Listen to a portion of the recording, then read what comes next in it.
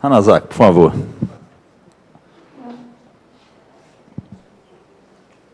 Bom, muito obrigado pela participação no empreendimento e pela palestra para os nossos convidados. Gente, nós estamos diante aqui do maior paisagista do Brasil.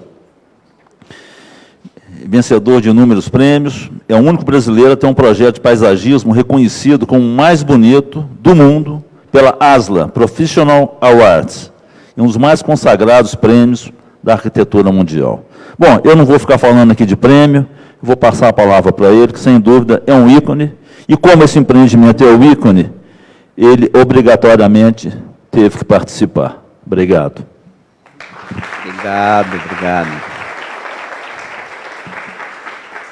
Bom, primeiramente, gostaria de agradecer imensamente essa oportunidade de estar aqui. Obrigado pela Patrimar, por esse convite em dar essa palestra. Obrigado pela oportunidade também de poder desenvolver esse empreendimento, que com certeza vai ser já é um grande sucesso aqui. E obrigado a todos pela presença. É muito bonito, é muito bacana ver tanta gente diferente compartilhando dos mesmos caminhos, pelo mesmo gosto, e eu fico muito feliz com isso.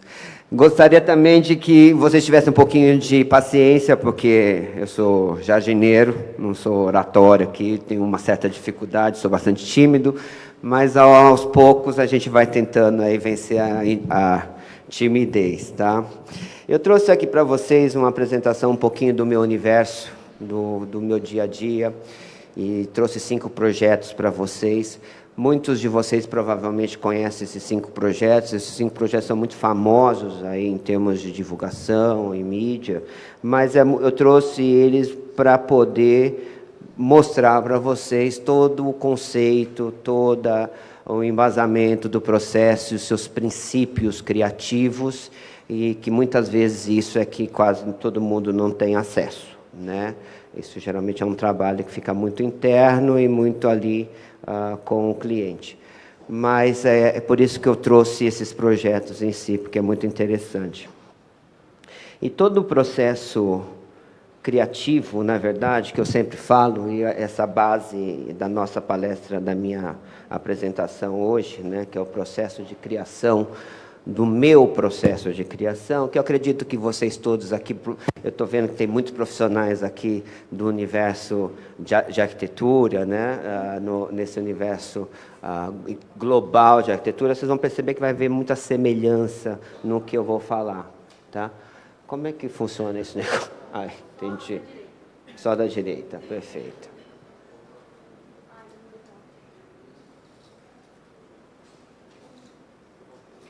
Volta lá para cima, isso.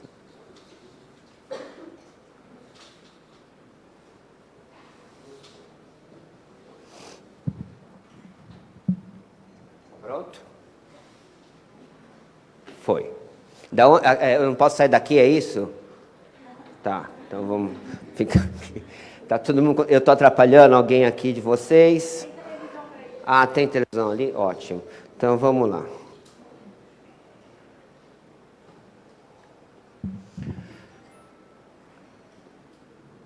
O imaginário surge da relação entre memória, aprendizagem, história pessoal e inserção no mundo dos outros. Neste sentido, o imaginário é sempre uma biografia, uma história de vida, é uma memória afetada, adicionada a um capital cultural. Bachelard. Esse é um dos grandes filósofos hoje, que eu acredito que eu sigo e acho incrível. Em cima dessa frase dele, eu vou contar um pouquinho da minha história. Tá? Eu nasci numa zona rural, tá? Sou de uma cidadezinha não tão pequena, porque quando eu falo isso, que eles falam pequeno, eles ficam bravos, na verdade. É Presidente Prudente, é uma cidade que, de certa forma, é uma região metropolitana do Oeste Paulista. Tá? Uma cidade de 200 mil habitantes, mas eu cresci basicamente numa cidadezinha muito próxima, que é a cidade realmente da minha família, que acredito que ninguém deva ter ouvido falar, chamada Martinópolis, né? Quem nasce em Martinópolis é martinopolense. É uma cidade de 9 mil habitantes, um pouquinho menos, cada dia ela está diminuindo de membros. E foi ali, na casa da minha avó, na casa dos meus avós, em geral, que eu cresci. Tá? Então, isso foi muito importante para mim, porque fui criado na terra. Fui criado praticamente brincando aí no quintal, uma cidade com base muito agrícola. Tá? Essa paisagem aí que vocês estão vendo ao fundo é mais ou menos a paisagem da minha região ali. É uma região de muita agricultura, de muita natureza muito presente. Além disso, obviamente, eu sou a terceira geração aí de japoneses da minha família no Brasil. Tá? Meus 4 avós vieram do Japão. Os meus avós paternos já vieram nessa imigração do Japão para o Brasil bastante adulto, então eles absorveram muito a cultura oriental e repassaram isso para os seus filhos e para os seus netos. Então, eu trago muito no meu DNA essa influência japonesa. Então, eu brinco aí que eu sou um brasileiro. Os japoneses me falam que eu sou um brasileiro do Paraguai, e os brasileiros falam que eu sou totalmente japonês. Isso é bem interessante, né? Ainda mais quando é muito físico, né? Mas é uma influência muito grande para mim. A outra influência muito grande no meu dia a dia é essa questão de que eu decidi me formar arquiteto. O meu sonho da vida era ser arquiteto. Eu lembro da minha mãe falando, eu era muito bom de desenho, ficava desenhando desde criança. Ela vai ser um arquiteto, ele vai ser um arquiteto, e muitas vezes eu nem sabia nem o que era arquitetura, né? E fui, ao longo do tempo, descobrindo, fazendo colégio, e resolvi prestar arquitetura, e amei. Então, a minha base de formação é arquitetura, e dentro da arquitetura eu tive uma apreciação muito grande pela escola racionalista dos arquitetos, principalmente os arquitetos racionais brasileiros, tá? Como, por exemplo, Oscar Niemeyer, Paulo Mendes da Rocha, Vila Nova Artigas, Lina Bobardi, são arquitetos que me influenciaram e me influenciam muito no meu dia a dia, assim como os arquitetos racionais também de fora, como Mies van der Rohe, Walter Gropius, a escola Bauhaus, né, de arquitetura. Então, sempre tive um apreço muito grande por essa escola do racionalismo, principalmente brasileiro. E o universo paisagístico veio na minha vida quando eu resolvi fazer um curso. Já lá no finalzinho da minha faculdade, do 4º ano de faculdade, durante esse período da faculdade, minha faculdade era somente noturna, então, primeiro ano de faculdade era barzinho, noite e escola. No segundo ano, eu já comecei, tinha uma necessidade de trabalhar, até por uma certa dependência financeira, então eu aproveitava a minha manhã e minha tarde para estágios, para trabalho. E, por esse período da faculdade, eu caminhei por vários escritórios de arquitetura, tentando absorver ali quase que tudo que eu podia e também identificar nesse universo o que eu gostava mais. Então, passei por um escritório de decoração, passei pelo escritório de arquitetura predial, fui responsável de fiscalização em obra, passei de tudo, até em marmoraria eu trabalhei, entendeu? Para fazer detalhamento de mármores e banheiros, etc. Mas aí, no último ano de faculdade, eu resolvi fazer um curso de paisagismo em Olambra. Olambra, para quem não conhece, ali próximo de Campinas, é a capital das flores do Brasil, a maior produtora de flores do Brasil, da América Latina, a maior exportadora de flores de corte da América Latina, e foi ali onde eu tive o meu primeiro contato dentro de um curso de 4 dias, para fazer um curso de 4 dias nessa cidade. E esses 4 dias foram suficientes para mudar toda a minha vida. E foi muito engraçado. naqueles 4 dias que eu passei nessa cidadezinha aí, muito pequena e muito bucólica, é uma cidade de descendência de vários holandeses, é até meio engraçadinha, tá? Mas esses 4 dias foram marcantes para mim, porque eu descobri ali que tinha uma coisa que realmente me atraía. Muito, muito mais do que os outros lugares que eu passei anteriormente. E talvez ali foi quando eu descobri que era o caminho que eu queria seguir, né? Essa junção do paisagismo com esse universo de arquitetura. E aí, no último ano, me formei, vim para São Paulo trabalhar, tentar uma oportunidade para São Paulo, e foi muito engraçado, um outro choque cultural muito grande. Nós estamos falando aí de poucas décadas atrás, quando ainda moleque, quando ainda muito jovem, fui para São Paulo, até então não conhecia, meu universo era de cidadezinhas do interior e pequena, fiz faculdade também no interior de São Paulo, em Marília, e aí eu caí nessa cidade que foi um outro grande choque cultural, uma cidade de muitos, totalmente cosmopolita, uma cidade muito urbana, de prédios e linhas de concreto, e etc. Movimentada, tumultuada, só que eu me apaixonei por esse universo também. E eu acho que é por isso, dessas influências aí que vocês viram aí rapidamente, que eu citei, é que eu acredito talvez que o meu trabalho paisagístico ele deva ser tão arquitetônico. Acho que é muito visível isso nos meus projetos, né?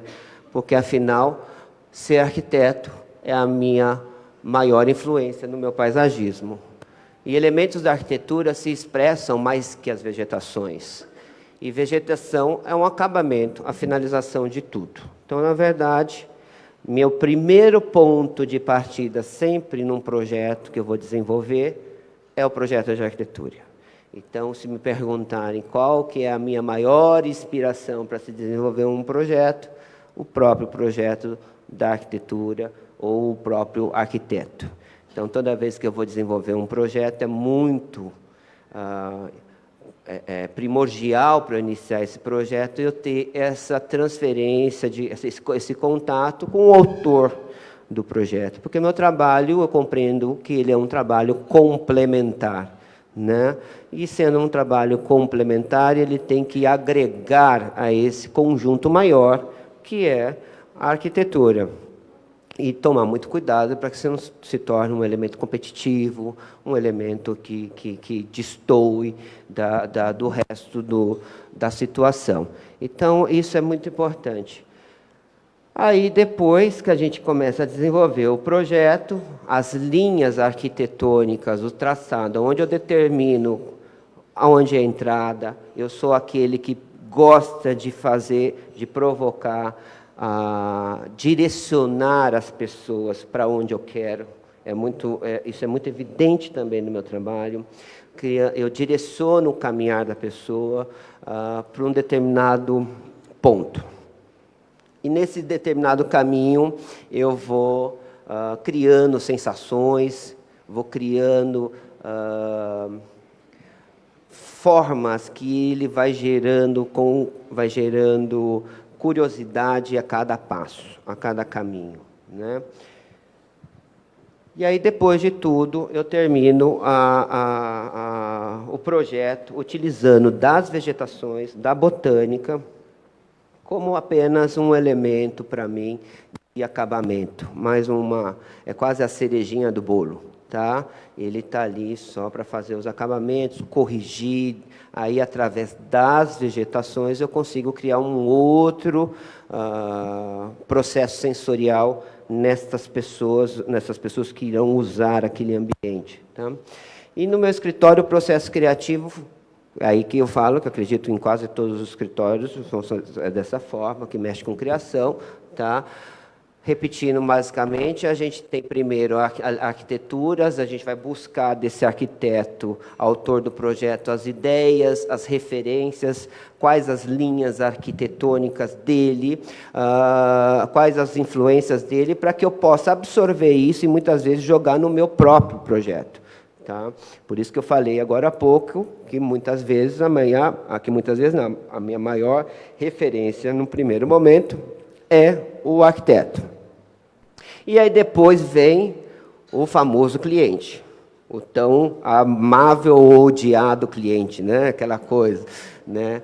A gente aí tem que lidar sempre com essa... Até um escritório grande, você tem sempre que lidar com essa situação do cliente no sentido da sorte de tê-lo ao seu lado ou muitas vezes contra você.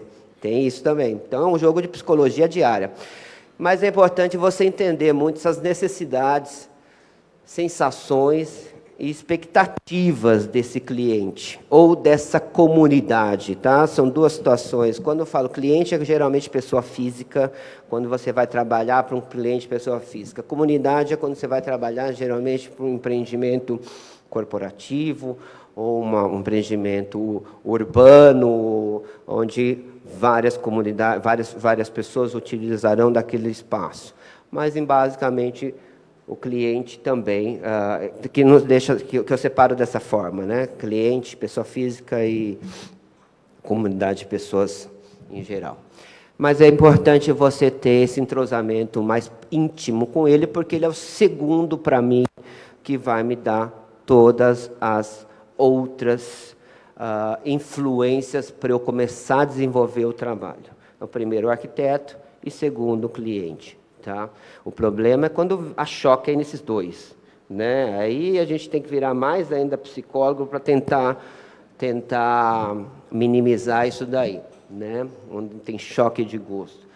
E o terceiro, obviamente, se tratando de paisagismo, eu tenho que analisar muito, basicamente, a questão da onde vai ser a obra, por questões climáticas. O Brasil é um país de dimensões continentais, vários tipos de climas, vários tipos de situações de terra, de solo. Então, hoje a gente, por exemplo, meu escritório atua praticamente no Brasil inteiro e alguns pequenos movimentos internacionais, mas é muito importante essa questão de entender essa diversidade do tamanho do Brasil, né? Um projeto no sul é diferente de um projeto no norte, os climas são completamente diferentes, as questões de terra, de vento, de solo, de tudo é muito diferente, então é importante ter essa análise. E o último, que eu adoro, para se iniciar realmente o projeto, a gente junta toda a minha equipe de criação do escritório para fazer a brainstorm, que é onde a gente vai trazendo todas as referências e absorver todas as discussões em volta de uma mesa, quais as possíveis os caminhos a se lidar com aquele projeto, né? Isso é uma coisa muito engraçada. Acabaram de me perguntar recentemente aqui, antes de chegar, como é que seriam esses processos criativos, né? Da onde nasce e qual a fonte que se bebe, né, para isso. E é uma pergunta muito difícil de responder, porque eu também não sei isso. A única coisa que eu sei é que eu sou uma pessoa extremamente curiosa e tento absorver o feio e o bonito, né? Então, para qualquer lugar que eu vá, em qualquer situação, eu estou olhando em absolutamente tudo com um olhar muito crítico, ou amando ou odiando, né? Então eu olho e fico vendo, não podia estar aqui, isso podia estar ali, isso lá, e vou guardando e vou questionando isso comigo. Viagens, adoro viajar o mundo inteiro, lugares completamente inesperados, ou até lugares muito óbvios, mas adoro viajar porque é onde eu consigo resgatar e absorver. E para um bom criador, para você poder transmitir algo para algum cliente ou para alguém, você é necessário absorver. Se você não absorve, você não consegue transmitir. Então, ter a humildade, muitas vezes, de absorver tudo, né? No sentido de poder questionar, olhar, pesquisar, não só em viagens, mas até em livros e revistas e Pinterest da vida, Instagram da vida, essa realidade virtual hoje que é muito mais fácil viajar, e muito mais barato viajar pelo mundo inteiro num celular. Então, eu sou um curioso, eu fico noites e noites ali pesquisando, olhando paisagens naturais, referências de outros profissionais. Não tenho a menor pudor de falar isso, entendeu? A menor vergonha, porque eu acho que é bom, só que sempre com um olhar questionador, para não virar copy, entendeu? Mas sempre estou ali olhando. Então, é nesse momento. E aquilo vai, não sei porquê, vai ficando aqui na minha cabeça e chegando um determinado momento, quando eu pego uma tela em branco para começar a desenvolver um projeto, aparece do nada o caminho dali para onde seguir, né? E aqui eu trouxe agora, em cima de tudo isso que eu falei, eu trouxe para vocês o primeiro trabalho, tá? Que é essa mostra que eu apresentei em 2012, princípio Resgate das Origens, que resume um pouquinho absolutamente tudo aquilo que eu falei anteriormente. Tá? Lembra da frase lá do início do Bachelard, tá? Onde a gente é uma canalização daquilo que a gente foi criado, né? Então, a imagem do meu dia a dia de infância, que eram essa paisagem agrícola, tá? Lagos, natureza muito próxima de tudo, foi transformada nesse projeto que a gente levou para essa mostra em 2012, aonde, inclusive, o nome dessa mostra, desse projeto, eu dei como meu próprio momento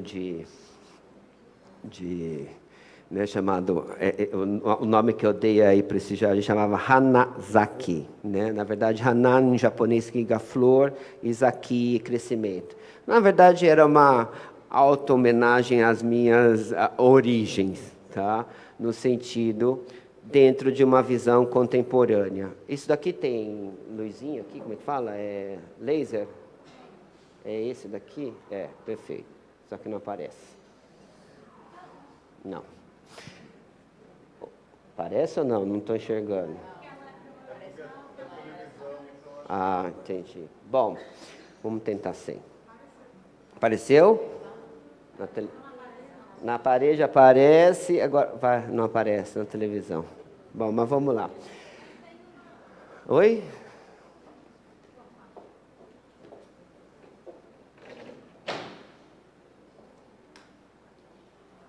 Ah. Opa. Ó. Só que eu não posso sair daqui, é isso? Então tem que alcançar ali. Bom, vamos lá. Esse projeto foi um projeto, acho que, eu não sei se todos aqui lembram, mas era um projeto que foi feito numa mostra em São Paulo, numa casa perto ali da região do Alto de Pinheiros, tá? Uma casa da década de 40, mais ou menos, uma casa muito bonita, muito moderna, por sinal. Aqui esse cinza era a casa, e até era um ambiente aqui do meu colega João Armentano, né? Que era o outro participante, e eu tinha duas entradas. Eu tinha esta entrada principal, e, na verdade, eu tinha esta saída aqui para o outro ambiente. Então, qual que era a ideia? Lembra da imagem anterior, que é aquela foto que eu tirei de um avião, tá? Uma cidadezinha muito pequenininha ali, que é a região de Martinópolis, que eu falei, uma cidade de 9 mil habitantes, muito rodeada por lagos, e uma grande represa que não apareceu nessa foto. Ela foi simbolizada, representada nessas duas situações, dois grandes espelhos d'água nas extremidades, e aonde eu trouxe o grafismo do que eu via do avião, que eu acho lindo, aquela paisagem agrícola, aquela organização dos temperos, das cores geometrizadas na paisagem. A gente trouxe para essa região aqui, né, onde a gente trabalhou somente com temperos e hortaliças aqui. Tá? Então, a gente teria esse primeiro resultado aqui, do lado direito. Do lado esquerdo, um grande pomar, uma grande horta, simbolizando essa minha vida agrícola lá no interior. Tá? Essa é a vista de cima dessa horta, mostrando aquela geometria do que a gente viu na foto anterior da paisagem agrícola. Tá? E aqui a gente vê muito essa ideia do traçado que eu falei, né, das minhas linhas retas, do racionalismo brasileiro, né, da força e da precisão das linhas desses arquitetos racionais. Né? Se você analisar os projetos dos nomes dos arquitetos que eu citei, racionais, eles conseguem definir um projeto com meia dúzia de traços e faz um projeto lindamente. Então, é mais ou menos um pouco esse espírito, trazendo essas linhas, riscando o projeto, como se fosse um grande pincel, e aí resumindo e simplificando o projeto. Tá? Ao mesmo tempo, mais uma vez, o meu lado oriental aqui, forte, presente nos bambus, nas cerejeiras de Okinawa, que nessa época da foto, infelizmente, não tinha flores, e acabou o evento, floresceu no segundo dia, depois que acabou o evento. Foi uma pena, entendeu? Ficou inteira rosa, aquela cerejeira que é símbolo do Japão. Eu tinha trazido esses 2 exemplares aí para cá, né? Eu tenho 2 árvores enormes ali.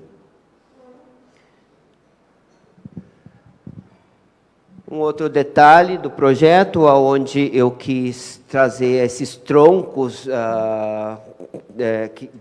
de uma forma que transformados em bancos, tá? São mesas, no caso, e que a gente foi transformando em bancos e mesas ao mesmo tempo. Nossa árvore símbolo brasileira, quase todos os meus projetos ela está sempre presente, a famosa e única jabuticabeira, tá? E fazendo sombra aí nessa região desse caminhar, e o elemento fogo, mais uma vez, presente, porque eu acho que os elementos naturais eles sempre têm que estar presentes no meu projeto. Então, é muito comum você ver em água, fogo, todos esses elementos essenciais à vida são sempre presentes no projeto. Na época, isso foi um grande sucesso, né? Quase 2012. Então, essa pérgola de corda, juntamente, era uma forma inusitada de ser feita uma pérgola, né? E a questão da luminotécnica, da iluminação sempre presente, tecnologia sempre presente no meu espaço, porque eu acredito que a iluminação faz um efeito fundamental. Outro projeto, o princípio é matemática pura. Esse projeto recente aí da Casa Cor 2016, um projeto que teve bastante sucesso. E esse projeto ele teve as seguintes inspirações. Foi muito engraçado, depois de muitos anos sem participar desse evento Casa Cor, desde 2008, na verdade, foi minha última participação. Aí eu fiquei aí 8, 9, 10, 11, 12, 13, 14, 16. 8, 16 dá 8, isso. 8, não, sei lá, sou ruim de matemática. Pura matemática, eu sou ruim de matemática. Vamos lá.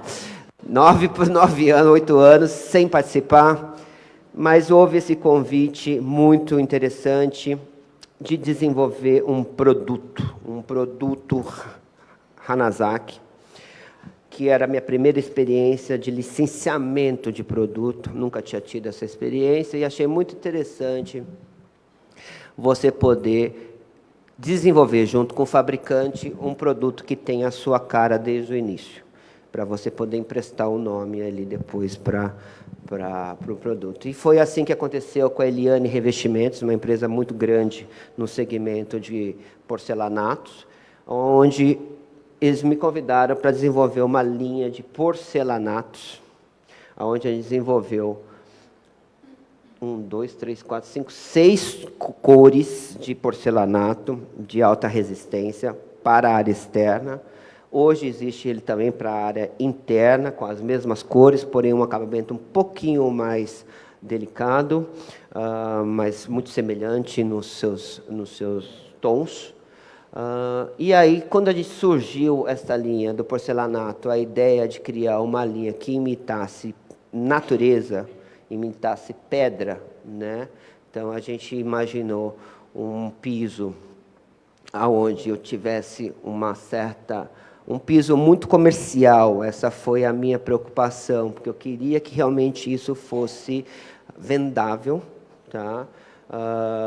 Eu queria que isso fosse acessível economicamente, e ao mesmo tempo tivesse gostos populares. Então não adiantava também fugir muito aí dos tons padrões. Então a gente foi no begezinho, o famoso begezinho, para ambientes mais beges, no caso, entendeu? Um cinza para um ambiente mais urbano, um terracota para um ambiente mais campo, algo mais também para uma região campo aqui. Então, na verdade, são 2 tons de terra, que inclusive eu chamei de adobe, o outro foi chamado de desert, adobe, zen, qual que era o cinza? Urban, e quais eram os outros? Urban, plum, que era chumbo, que era quase preto, e o outro já esqueci, gente, é muita coisa na cabeça. Espera aí, depois a gente lembra. Aí o grande dilema, depois que fez o produto, aonde lançar? E aí foi quando surgiu a ideia de lançar esse produto na Casa Cor. Ele adorou, o presidente adorou a ideia, e aí eu fui buscar um espaço na Casa Cor para fazer um ambiente para ser portfólio desse produto. Ponto. Não era um ambiente para mostrar um jardim Alex Hanazaki, era um ambiente para mostrar o produto Hanazaki. Isso foi muito engraçado, isso foi muita evidência, e isso foi um estudo de causa na Casa Cor. Tá? E aí eu fui buscar minhas referências. Caminhando, nesse momento, eu estava lá na Alemanha, dei de cara com esse projeto espetacular do Peter Eismann, esse arquiteto americano. E esse é um memorial feito no centro de Berlim, em homenagem ao memorial do Holocausto de Berlim. Ao mesmo tempo, ele tem um embasamento muito profundo, muito forte, mas ele é muito estético para mim. Eu gosto dessas repetições, né, dos elementos, e mais uma vez esse meu lado arquiteto radical, racional, juntamente com brutalista, né? Isso mostra bem isso daí. Até brinco, gente, bota um monte de coisa feia junto, fica lindo, tá? Vai por mim. Quando você tem que botar aquela coisinha cafoninha feia assim, bota um monte junto. Fica excelente, fica lindo, fica divertido. E é mais ou menos esse o conceito. E caminhando pela própria fábrica, durante a fábrica do porcelanato, diante do processo de desenvolvimento desse porcelanato, a gente percebia lá que no showroom, todos os porcelanatos eram dispostos dessa forma, em displays, tá? Daqueles displays que você vê em qualquer loja de material de acabamento. Então, isso, para mim, serviu para fazer uma grande... vocês vão ver aquelas referências ali, muito aplicadas aí nesse projeto final. Então, a gente tem aqui a planta, uma vista aérea, do projeto da Casa Cor 2016 para a Celiane. Eu tinha um grande túnel de entrada aqui, isso é uma pérgola, que se transformava num brise, tá? E chegava... Eu tinha esta perspectiva única, que era um grande túnel. E aí depois chegava numa segunda praça, aqui, olhando para lá, que não apareceu na foto, um cenário, olhando para cá, um outro cenário desses blocos, lembra lá, conseguiu visualizar os blocos lá que eu vi lá na Alemanha, que ora a pessoa pudesse caminhar por cima dos blocos, uma sensação flutuante, chegasse para a saída do ambiente aqui, ou ora a gente dava a volta e andava por essa região. Fogo nessa região aqui também está presente.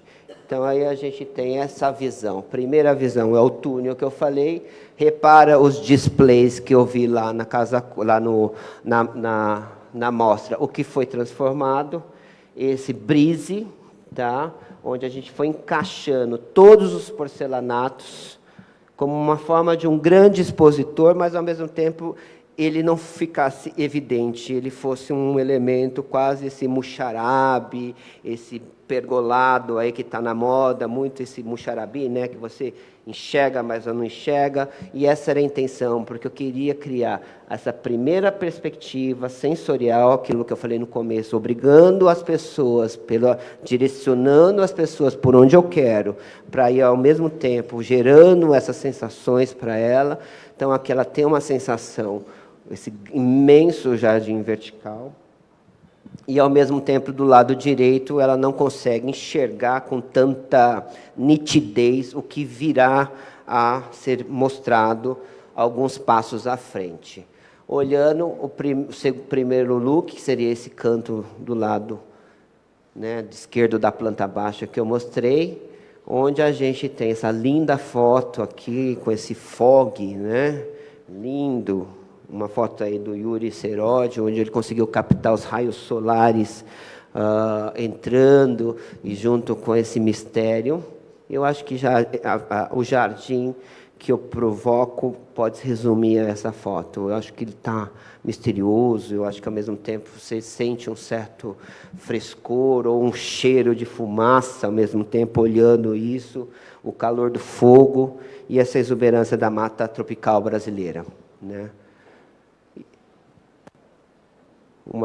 Outra perspectiva, mais uma perspectiva, todo e absolutamente material de revestimento é porcelanato. Nesse projeto, a gente não utilizou nenhum elemento natural, então foi todo manufaturado porcelanato. Inclusive, o espelho d'água, foram feitos seixos de porcelanato. Esses seixos que estão aqui dentro da água, imitando aquele seixo negro de Bali, né? Foi feito em porcelanato. É uma pena que a Eliane não seguiu à frente isso para botar em comércio, porque ficou um elemento muito caro, mas, de uma forma sustentável, ia ser bastante interessante, porque você deixa de retirar da natureza uma coisa e fabrica reutilizando de materiais de reciclagem, né? Então, todos esses seixos aí foram feitos com restos de porcelanatos. Mas ainda não foi posto em mercado por questões econômicas. Aqui os blocos flutuando, remetendo lá a paisagem lá da Alemanha. E a inserção das vegetações, trazendo a leveza do projeto, para quebrar um pouco a rigidez, as linhas duras da arquitetura do piso, né? Esses blocos. Então, eu utilizei muito as samambaias jamaicanas, que traz esse ar leve, quase dá vontade de tocar, dá vontade de pegar. O famoso pau-brasil, né? Uma árvore extinta praticamente do nosso cenário. Então, a gente trouxe aqui esses exemplares de pau-brasil, são essas árvores aqui. Esse jasmim-manga já era existente no projeto, tá? Na área, então a gente teve que preservar. Então, você tem a vista frontal aqui, mais uma vez, e olha aqui que interessante o brise, que foi inspirado nos displays, e, ao mesmo tempo, você não enxerga mais aquele corredor que estava aqui com o jardim vertical, né? E os paus-brasios aí, pau-brasil em evidência. A iluminação, fundamental para o projeto. Acredito que a iluminação, aquilo que eu falei, é crucial para a beleza de um jardim, não só para um jardim, para qualquer ambiente. Esse projeto é um projeto bastante bacana, Deixa eu tomar uma aguinha aqui. Esse projeto foi bem legal de ter trabalhado, que é uma casa. Esse projeto, ele é um projeto que foi bastante reconhecido aí no mundo inteiro. Houve mais de quase 80 publicações em revistas internacionais desse projeto. Ele ganhou todos os prêmios no segmento residencial, nas associações mais importantes do mundo. E é mais ou menos esses princípios que eu estou apresentando para vocês. O menos é mais. Por incrível que pareça, o projeto onde eu tive maior dificuldade de trabalhar com budget foi eleito o jardim mais bonito do mundo. É muito engraçado isso. Mas é mais...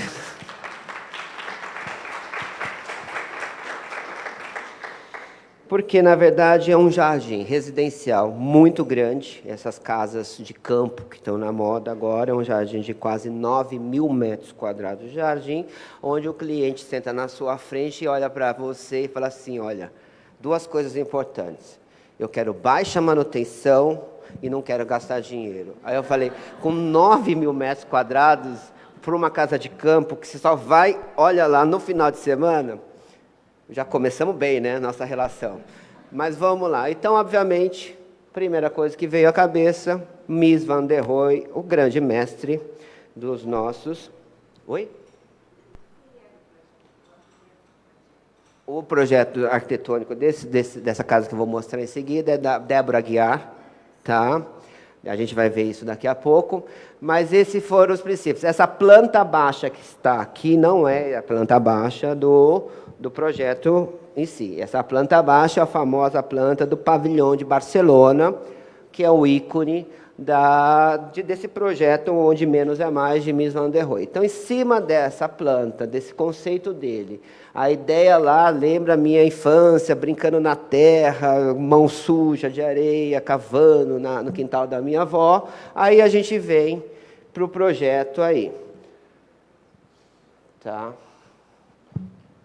Então, aqui sim, o projeto, você tem o projeto arquitetônico, a casa, tá? Living, sala de jantar, uma sala de TV, varanda e área gourmet aqui, tá? E aí, a gente dividiu em 4 mãos o meu escritório, junto com o escritório de Débora Aguiar, tá? Os níveis da topografia desse terreno. Então, a gente criou a casa no elemento mais alto, casa e lazer, piscina, no nível mais alto, esse jardim que eu chamo de jardim escultural, escultural, num segundo nível, e graças a Deus o cliente pediu um campo de futebol num terceiro nível.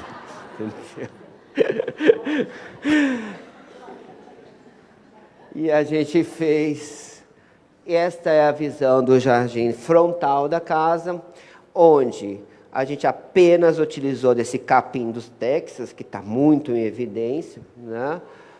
Barato, cresce muito rápido e dá esse efeito. A arquitetura proposta era uma arquitetura brutalista, era uma arquitetura muito forte, toda revestida em pedra, travertino, acho que é por isso que só sobrou grama para o jardim, entendeu? E aí a gente tem só capim. E olha que impressionante que essa arquitetura parece que está flutuando, leve sobre a paisagem. Então, essa foi a ideia de estar utilizando esses capins. Esses capins, na época da capturação dessa foto, ainda estava pequeno, então hoje ainda dá uma sensação, ainda mais que isso está voando, né? Essa arquitetura forte e pesada, ela está leve em cima de algo bem delicado, e no futuro os paus-ferros que foram colocados, trazendo aí uma vegetação aérea. Esse é o jardim olhando da piscina para o jardim da escultura que eu falo. Interessante aí só aquilo que eu falei. Tinha low budget, baixo orçamento, a gente tinha muito pouco o que fazer com recursos de vegetação, uma área muito grande, e aí veio aquela história, então vamos brincar de cavar a terra. Então a gente foi brincando e trabalhando esses patamares. Vamos para essa foto aqui melhor, onde a gente foi brincando de níveis de terra, né? Então, ora para baixo, ora para cima. Já me perguntaram por que eu fiz esse buraco. Não sei te responder, entendeu? Apenas fiz e deixei essa ponte de ligação que liga um lado para o outro. A única coisa que eu sei é que a criançada adora essa situação, brincar, escorregar para lá, e ao mesmo tempo é um elemento que me preenche o espaço, me dá algo para ser olhado, basicamente com grama e enxada. Tá? E, ao mesmo tempo, a gente foi trabalhando esses níveis aqui, hora para cima, hora para baixo, onde a gente criou aí um detalhezinho que a gente vai ver muito em breve. Eu não consigo voltar? Uma foto anterior? Aí eu voltei. Tá, tem que apertar 2 vezes. E essa área aqui que a gente trabalhou junto com a Quatro Mãos, junto com a arquitetura, no sentido de fazer a comunicação do elemento piscina, deck e fogo de chão conectado completamente com a arquitetura, então dá uma sensação que tudo foi feito por uma mão só, né? Os materiais estão se casando, estão entrando, os níveis também, então a gente fez esse ambiente famoso fireplace, esse famoso fogo de chão, onde é um elemento de agregador da família. A família adora passar o final do dia nessa região, vinhozinho ali, uma região que é mais friozinho à noite, e com uma perspectiva mais abaixo do nível do piso, para você ter uma sensação de quase proteção, mais protegido até do vento, e uma sensação de perspectiva para o elemento piscina, de uma forma, de outro ângulo. E lá, do outro lado, um grande deck, porque a família até pediu, porque é uma área para recepções e festas. Então, ele aproveita muito aquele deck conectado à área gourmet dele. Tá? Já falamos. E nossa salvação aí no orçamento, o campo de futebol. A gente trabalhou o campo de futebol no nível mais inferior, e a gente desenhei esses 2 mirantes flutuando nesse campo de futebol, servindo como grandes mirantes, como uma grande camarote aí, à sombra de duas jabuticabeiras, criando um ombrelone natural, trazendo sombra, para que as pessoas pudessem ficar ali assistindo o jogo de camarote. E aí, E aí o efeito final daquele detalhe que eu falei para você, da cananetinha de metal, a utilização da iluminação de LED. Oi? Na verdade, hoje, nesta época, a gente desenvolvia os projetos de iluminação dentro do escritório. Tá?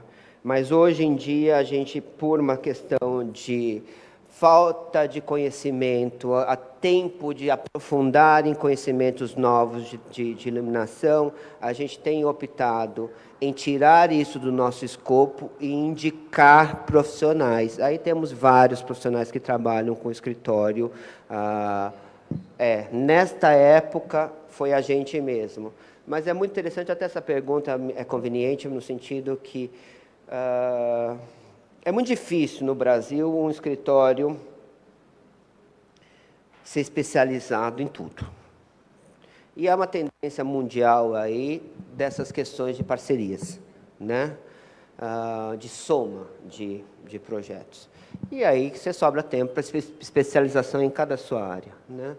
Então, acho isso muito interessante nesse sentido. Hoje, pela própria falta e reconhecimento do que a gente estava ficando muito atrasado diante do que o mercado de iluminação, por exemplo, traz, que cada dia lança algum produto novo para cada ano, e aí a gente estava ainda na época da parzinho, par 20, par 30, etc., entendeu? Então, a gente achou muito interessante de que criar essas parcerias para trazer essa inovação nos nossos projetos, né? Trazendo esses novos profissionais para auxiliar nossos projetos. É em Bragança Paulista, no interior de São Paulo, é num condomínio chamado Quinta da Baronesa. Esse projeto é um projeto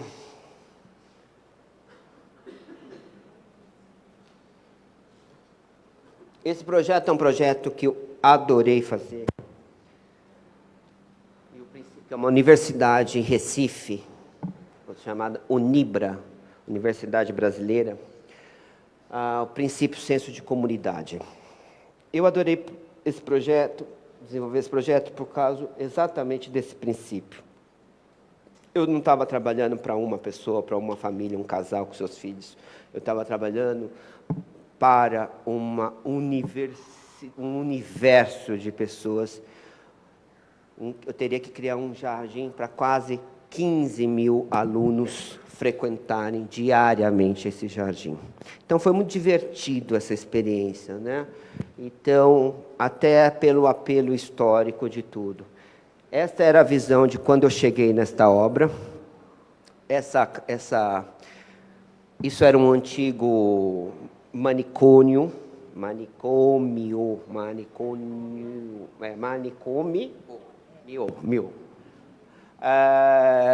E esse era o estado dele, apesar, isso era um projeto muito antigo, tombado pelo patrimônio histórico. E quando foi adquirido esse terreno pelo proprietário da universidade, ele era obrigado a revitalizar toda essa área e aí, ao mesmo tempo, criar um novo prédio onde iriam receber esses 15 ou 30? 15, esses 15 mil alunos diariamente. E aí veio as referências quando eu fui desenvolver o projeto. Recife é uma das cidades mais quentes do Brasil. Lá tem, né, até brinco, existe duas temperaturas, duas épocas do ano, quente e muito quente, né? Então, você não tem ali outra opção.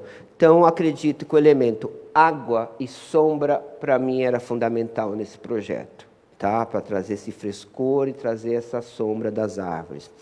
E, em cima disso, eu fui buscar referências de piscinas naturais, o que existia no mundo, e aí eu me deparei com essa piscina na Turquia, que é de Capotá, esse elemento aí, né?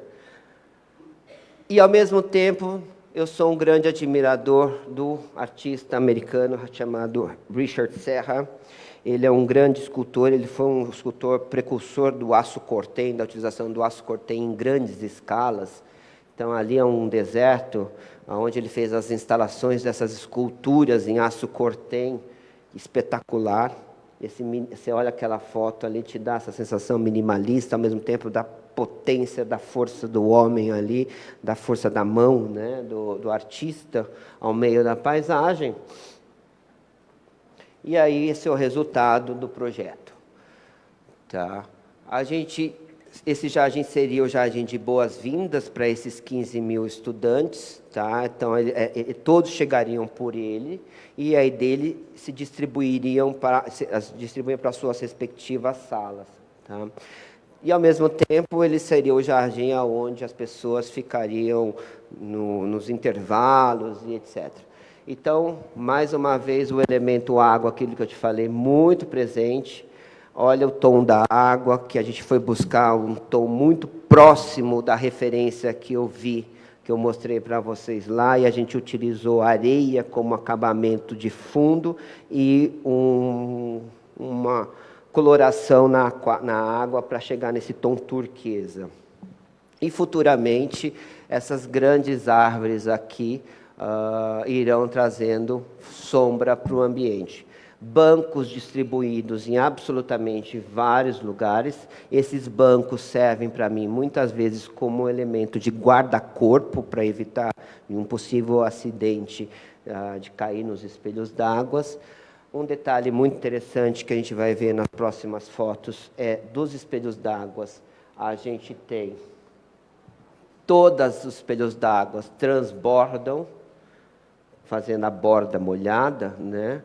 Dando essa sensação que a água flutua e a água sai do nível contido pela estrutura e, ao mesmo tempo, o elemento som da água das cascatas. Qual quem? Essa madeira acho que foi usada ao cumaru, tá? Mas sem tratamento nenhum, tá?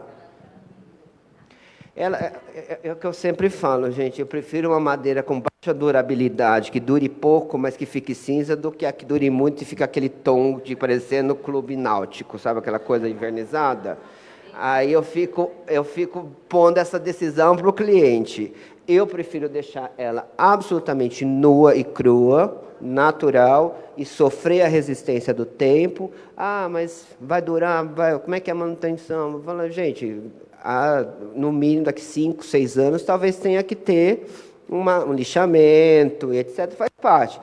Prefiro do que aquela coisa lá que o pessoal põe até, tem esses produtos aí que falam que não mudam a cor, mas muda a cor e fica aquela cara de madeira nova. Eu acho aquilo um horror. Então, eu prefiro falar isso, tá? Então, a gente tem aí todos esses detalhes. Lembra das esculturas do Richard Serra, aqui simbolizadas nesses grandes totens, criando para mim um efeito cenográfico.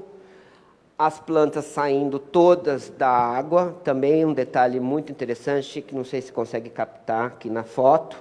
A água também entra para dentro do nível das floreiras, cai num coxo separado, diferente do nível da água. Isso é uma riqueza de detalhe muito interessante nesse projeto. Os bancos extremamente confortáveis para servirem como chaises mesmo, para servirem como áreas extremamente convidativas aos estudantes a ficarem. Uma grande pérgola no centro, dividindo o ambiente entre o jogo, entre os espelhos d'água azuis, com um espelho d'água de água natural, porque o cliente exigiu que tivesse peixes. Então, a gente criou uma outra água para que desse condições à sobrevivência de peixes. Então, essa pérgola fica separando essas duas situações. E essa pérgola é uma pérgola extremamente de multiuso. Eu já vi aí apresentações de jazz, apresentação de música, apresentação de dança, ou áreas que o pessoal fica aí estudando. E um detalhe dessa pérgola que eu acho bem bonita. Aqui mais uma outra foto. E esse é o último espelho d'água que eu falei que eu tenho peixes, por isso tem essa coloração mais esverdeada, porque é uma água mais natural. Mais uma cascata aqui com design mais contemporâneo, em granito preto. E um jardim vertical utilizado no fundo como um elemento de finalização e limite do terreno. E essa é a visão do jardim à noite, né, onde a gente consegue enxergar todo o antigo prédio revitalizado já a nova torre construída e elevada, e esse jardim no centro, fazendo toda essa área de convivência. E é muito bacana ver todo mundo utilizando esse jardim, né? Então, isso mostra aqui várias fotos da turma usando, e realmente é crowd, realmente é lotado, e é muito interessante ver esse espaço sendo humanizado, e eu acho que isso é o mais bacana desse projeto.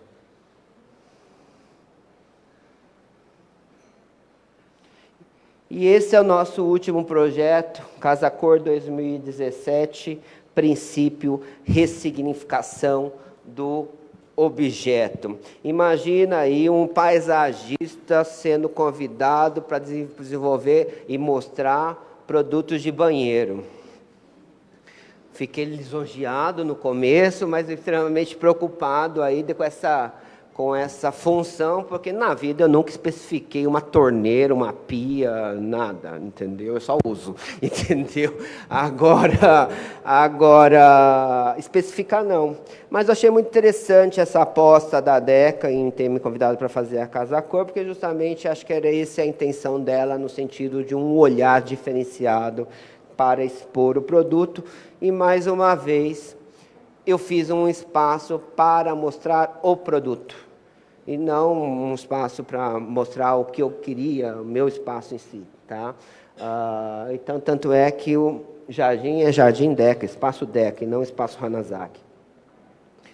Então, eu tinha esses 4 elementos a serem obrigatoriamente trabalhados por imposição da patrocinadora Deca: o chuveiro, a torneira, a pia e o vaso sanitário. Aí eu falava, meu Deus. Os chuveiros se tornaram grandes cascatas. Então, quando eu falei no começo da ressignificação do objeto, a ideia era transformar esses objetos diários, que vocês todos têm em comum, mas em objetos paisagísticos. Então, os chuveiros se transformaram em cascatas, as pias em fontes, e o maldito vaso sanitário. A minha salvação foi ter visto esta imagem na fábrica deles. Como eles armazenam os vasos, tá? Eles empilham esses vasos, são enormes, esses galpões, cheios desses vasos empilhados até eles mandarem para suas lojas, etc. Quando eu vi esses elementos aqui, eu tive a ideia de transformar nos cobogós, tá? Como elementos esculturais no jardim, e ao mesmo tempo ele fosse servir do elemento de finalização, acabamento e finalização para mim do meu espaço. E aí, depois dessa ideia apresentada, já teve gente que achou que queria fazer até muro na frente da casa com isso daí.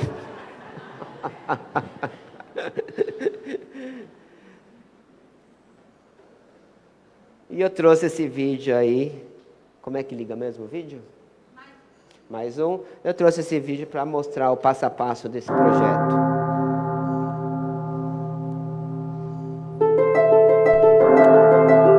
A beleza tem um poder muito forte. Beleza associada a sensações, estímulos sensoriais. E isso faz com que o espaço realmente vire uma química.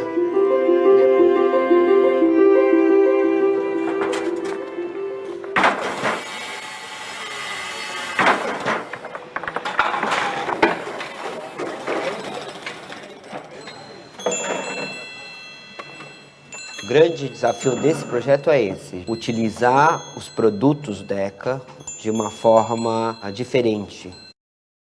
Leitura do produto.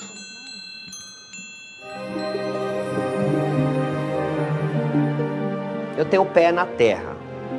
Passei a infância brincando embaixo de jabuticabeiras, deitado na rede, amarrado em 2 troncos de árvore. E é uma experiência que foi tão agradável que eu gosto de passar isso para um cliente. Existe hoje esse apreço e até essa necessidade física e até espiritual de ter mais contato com a natureza.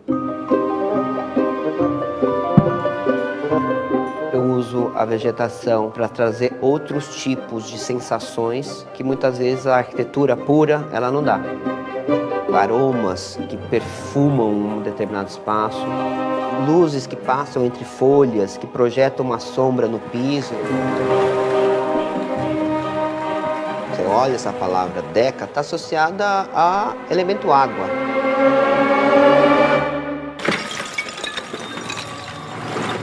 água ao meu universo paisagístico também está completamente inserido.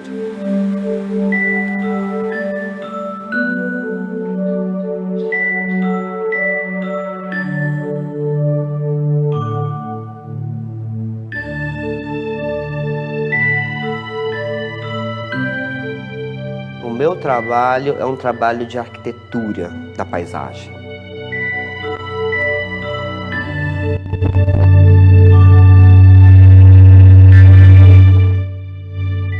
Sendo assim, eu gosto muito de definir os espaços e, ao mesmo tempo, direcionar o caminhar das pessoas, o olhar das pessoas.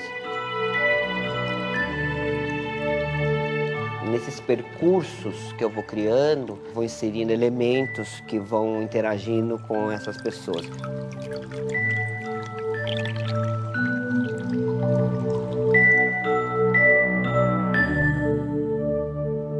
Você gosta de ficar num lugar belo, da qual você se sinta bem. E automaticamente essa pessoa convive melhor com o seu meio ambiente.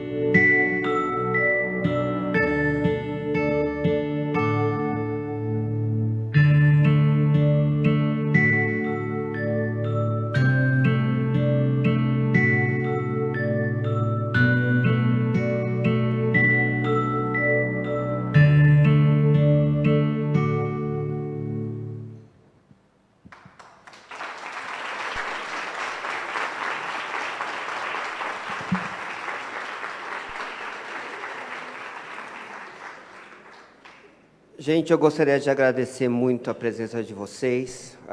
Espero que vocês tenham conhecido um pouquinho aí desse meu universo. E eu vou deixar com vocês a minha última apresentação. Gostaria de dizer que, além das inspirações e dos princípios, acredito que o verdadeiro resultado de um projeto paisagístico está na interação humana que o projeto provoca. A qualidade de vida que é trazida quando se integra a natureza ao ambiente da cidade, o geral sentimento de comunidade, coexistência, proximidade e união. O paisagismo é este elemento que nos aproxima e deve ser considerado como um espaço para união e socialização de diferentes pessoas. Muito obrigado. Alguém quer fazer pergunta? Vamos abrir perguntas. E já adiantando, já era seu fã. Depois de ver esse trabalho todo seu completo, fiquei mais ainda. Você está de parabéns. Quais foram os principais desafios desse projeto? Quer falar lá? Bom, ele perguntou quais foram... Opa, ele perguntou quais foram os principais desafios para esse projeto do Apogee. Na verdade, eu acho que o grande desafio também era assim, um dos primeiros grandes projetos que a gente estava desenvolvendo nessa região. Então, um pouco da falta de conhecimento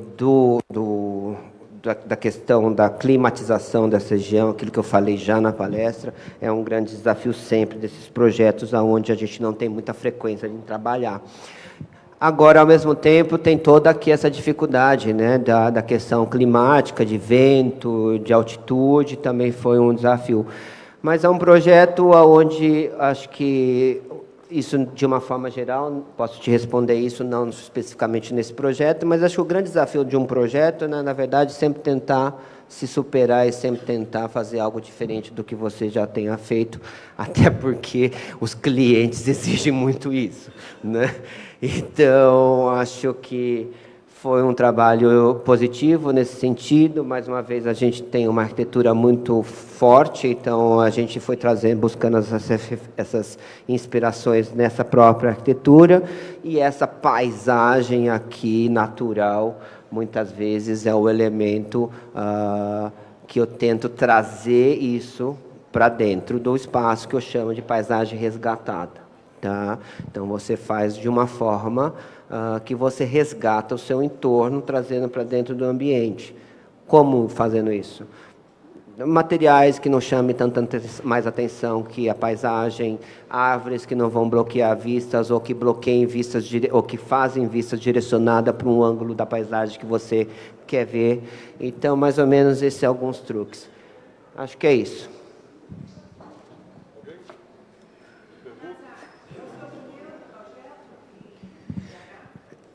Esse projeto foi, eu acho que o primeiro empreendimento de grande porte, sim, não estou me recordando, em BH, né?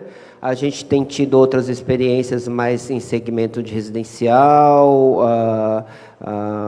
clientes particulares, mas de empreendimento acho que foi o primeiro.